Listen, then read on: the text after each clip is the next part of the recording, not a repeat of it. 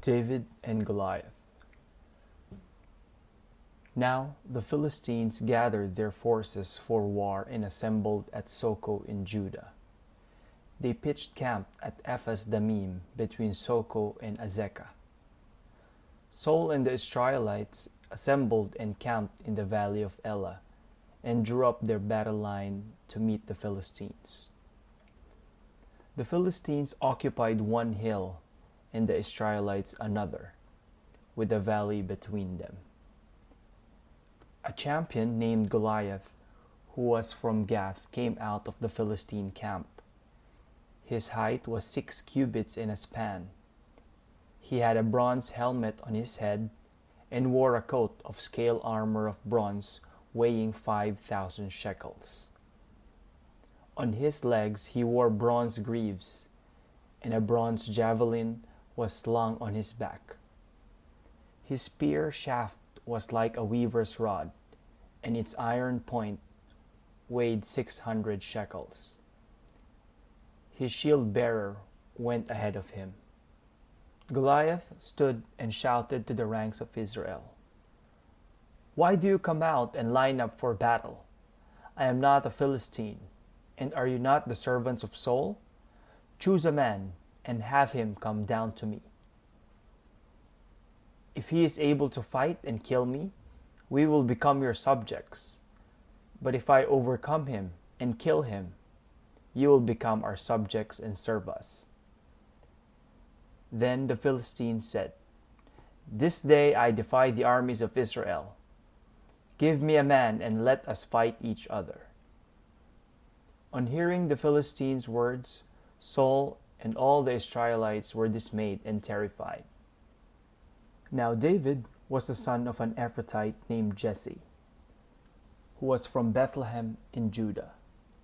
Jesse had 8 sons, and in Saul's time he was very old.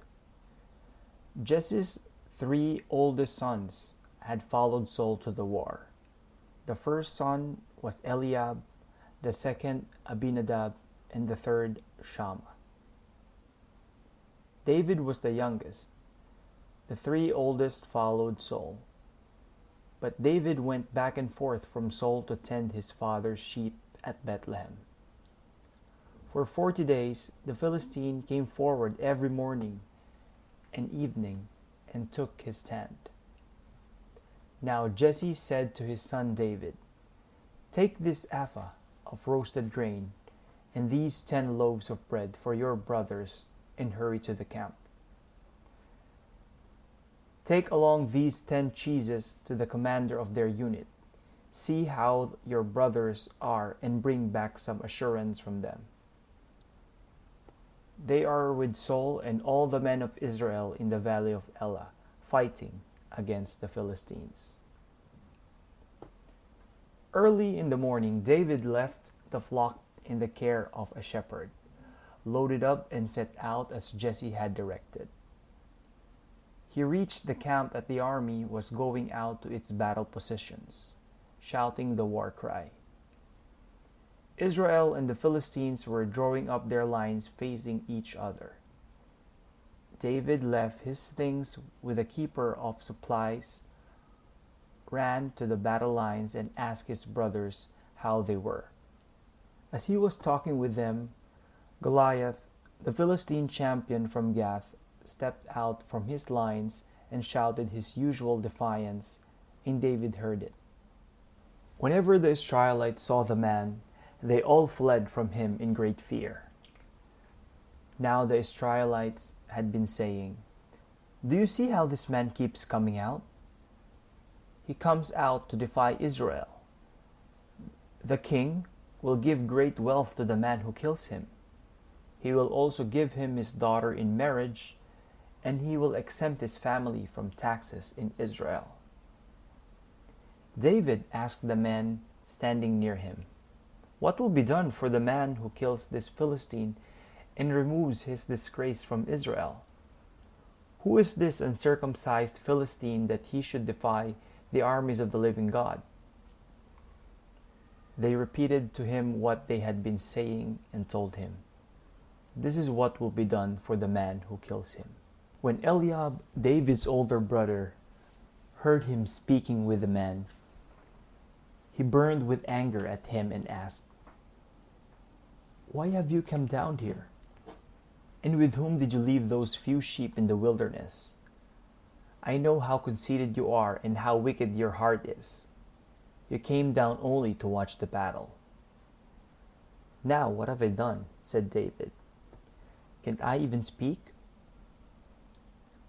He then turned away to someone else and brought up the same matter. And the man answered him as before. What David said was overheard and reported to Saul, and Saul sent for him. David said to Saul, "Let no one lose heart on account of this Philistine. Your servant will go and fight him." Saul replied, "You are not able to go out against this Philistine and fight him. You are only a young man, and he has been a warrior from his youth." But David said to Saul, "Your servant has been keeping his father's sheep. When a lion or a bear came and carried off a sheep from the flock, I went after it, struck it, and rescued the sheep from its mouth. When it turned on me, I seized it by its hair, struck it, and killed it. Your servant has killed both the lion and the bear. This uncircumcised Philistine will be like one of them, because he has defied the armies of the living God. The Lord who rescued me from the paw of the lion and the paw of the bear will rescue me from the hand of this Philistine." Saul said to David, "Go, and the Lord be with you." Then Saul dressed David in his own tunic. He put a coat of armor on him and a bronze helmet on his head. He fastened on his sword over the tunic and tried walking around, because he was not used to them. "I cannot go in these," he said to Saul, "because I am not used to them." So he took them off. Then he took his staff in his hand, chose 5 smooth stones from the stream, put them in the pouch of his shepherd's bag, and with his sling on his hand, approached the Philistine. Meanwhile, the Philistine, with his shield bearer in front of him, kept coming closer to David. He looked David over and saw that he was little more than a boy, glowing with health and handsome, and he despised him. He said to David, "Am I a dog that you come out to me with sticks?" And the Philistine cursed David by his gods. "Come here," he said, "and I'll give your flesh to the birds and the wild animals." David said to the Philistine, "You come against me with a sword and spear and javelin, but I come against you in the name of the Lord Almighty, the God of the armies of Israel, whom you have defied. This day the Lord will deliver you into my hands, and I'll strike you down and cut off your head. This very day I will give the carcasses of the Philistine army to the birds and the wild animals, and the whole world will know that there is a God in Israel. All those gathered here will know that it is not by sword or spear that the Lord saves. For the battle is the Lord's, and he will give all of you into our hands." As the Philistine moved closer to attack him, David ran quickly toward the battle line to meet him. Reaching into his bag and taking out a stone, he slung it and struck the Philistine on the forehead. The stone sank into his forehead, and he fell face down on the ground.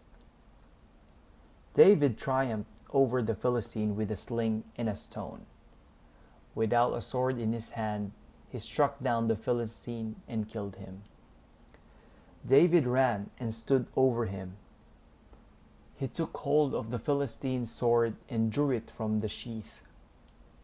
After he killed him, he cut off his head with the sword. When the Philistines saw that their hero was dead, they turned and ran. Then the men of Israel and Judah surged forward with a shout and pursued the Philistines to the entrance of Gath and to the gates of Ekron. Their dead were strewn along the Shaaraim road to Gath and Ekron. When the Israelites returned from chasing the Philistines, they plundered their camp. David took the Philistines' head and brought it to Jerusalem. He put the Philistines' weapons in his own tent. As Saul watched David going out to meet the Philistines, he said to Abner, commander of the army, "Abner, whose son is this young man?" Abner replied, "As surely as you live, your majesty, I don't know." The king said, "Find out whose son this young man is." As soon as David returned from killing the Philistine, Abner took him and brought him before Saul, with David still holding the Philistine's head. "Whose son are you, young man?" Saul asked him. David said, "I am the son of your servant Jesse of Bethlehem."